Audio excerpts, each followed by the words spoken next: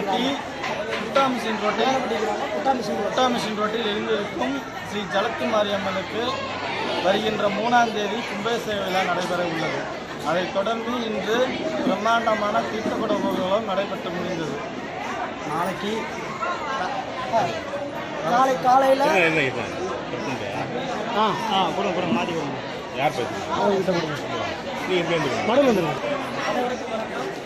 சேலம் மாநகரம் மனதானப்பட்டி கிராமம் குட்டாமிஷன் வந்து ஜலத்து மாரியம்மன் கோயில் பேசலாம்.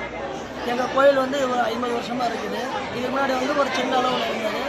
இப்போ எங்கள் இளைய தலைமுறை எங்கள் தம்பி அப்பா நாங்கள் எல்லோரும் ஒன்று சேர்ந்து எங்கள் கோயிலை ஒரு நல்ல பிரம்மாண்டமான முறையில் கட்டியிருக்கிறோம். இது வந்து இப்போ கும்பாபிஷேகம் நிகழ்ச்சியானது நேற்று ஆரம்பித்தோம். இன்றைக்கி தீர்த்தமான நிகழ்ச்சி மூஞ்சல் உற்சவம் நடைபெற்றது. நாளைக்கு அம்மனோட கலசம் மூலமும் 3/11/2025 காலையில் மகா கும்பாபிஷேகம் நடைபெறும். கோயிலோட சிறப்பு அம்சம் என்ன? கோயிலோட சிறப்பு அம்சம் என்னன்னா குழந்தை வர கேட்குறவங்களுக்கும் கல்யாணம் ஆகாதவங்களுக்கு இங்கே வந்து நீங்கள் வேண்டுதல் வச்சுன்னா உடனே நடக்கும். அந்த மாதிரி இங்கே எங்கள் ஏரியாவில் இருக்கிற எல்லா பிள்ளைகளுக்குமே நடந்திருக்குது. இதுக்கு அவங்க பிள்ளைகளே சாட்சி. அன்னதானம் இன்னைக்கு வந்து 3 நாள் தொடர்ந்து அன்னதானம் நடைபெறுகிறது. இன்று நாளை கும்பாபிஷேகம். சுமார் எத்தனை பேர் நீங்கள் இழந்துட்டாங்க? இன்னைக்கு சுமார் ஒரு 1000 பேர்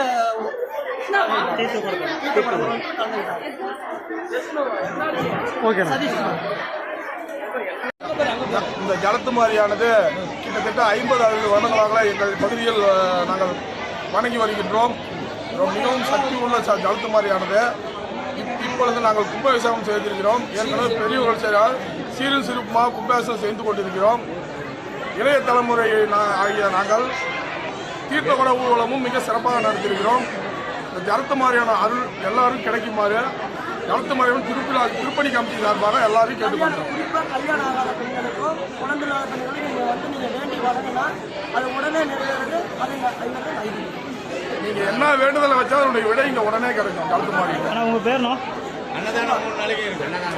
அதே மாதிரி இன்னைக்கு நாளைக்கு நாளான்னைக்கு 3 நாளுமே சமமதி வந்து அன்னதானம் சிறப்புமாக தொடர்ந்து அன்னதானம் நடக்கும்.